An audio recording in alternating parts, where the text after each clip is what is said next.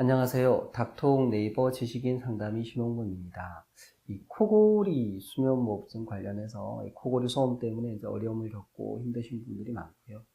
이 코골이 이게 수술하면 되지 않겠냐, 또 수술에 대해서도 들어보시고 또 생각해 보신 분들도 있는데, 또 한편 수술에 대해서 알아보다 보면 재발한다더라, 또 무지 아프다더라, 뭐 이런 얘기, 이제 경험담, 먼저 수술하신 분들의 경험담을 듣고 망설이는 분들도 있고 그렇습니다. 사실입니다. 그래서 이제 아예 그냥 뭐 치료하는 거 그냥 지내지, 또 부부 사이엔 또 각방 쓰기도 하시고 그런데요.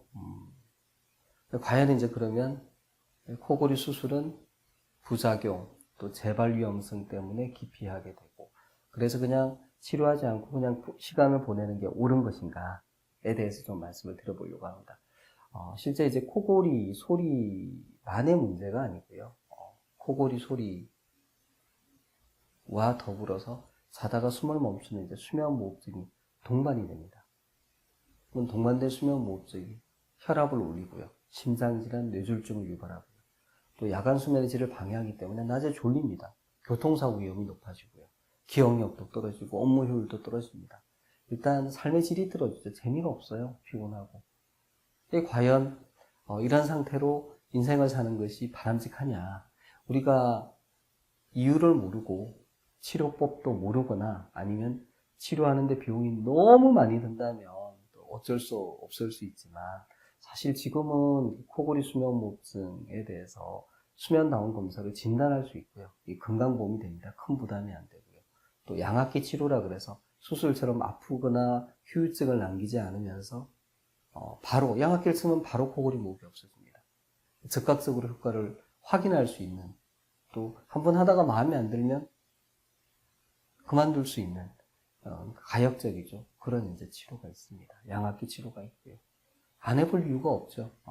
저는 이제 양압기 치료가 모든 분한테 다 잘 맞을 거라고 생각하지 않습니다. 실제로 시도해 보시다가 실패하시는 분도 있고, 너무 잘 맞아서 지속적으로 쓰시고 다른 분들한테 권해주시는 분들도 있습니다. 나한테 이 양압기 치료가 잘 맞을지 잘 안 맞을지 해보기 전에는 모르죠. 그래서 한번 해보시는 게 어떨까. 옛날에 비해서 이 문턱이 많이 낮아졌어요. 옛날에는 이게 수면 검사도 한 70만 원, 검사 비용만 해도 상당히 부담이 되죠. 또 양압기를 구매하는데 한 250만 원, 큰 금액이잖아요. 그래서 시험삼아 한번 해보기는 좀 어려웠습니다. 근데 이제는 안 그렇습니다. 그래서 코골이 수면무호흡증이 있으시고 또 수술이 꺼려지거나 걱정이 되시거나 수술 결정하기 전에 좀 더 부담 없이 한번 내가 시도해 볼 수 있는 치료로 어떤 게 있을까? 저는 양압기 치료가 좋은 대안이라고 생각합니다. 이상입니다.